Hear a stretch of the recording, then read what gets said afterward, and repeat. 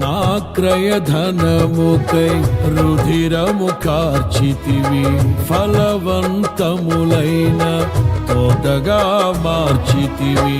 ఫలితము కొరకైన శోధన కలిగినను ప్రతిఫలముగా నాకు ఘనతను నియమించి, ఆశ్చర్యకరమైన ఆదరణ కలిగించి, అన్ని వేళలయందు ఆశ్రయమైనావు.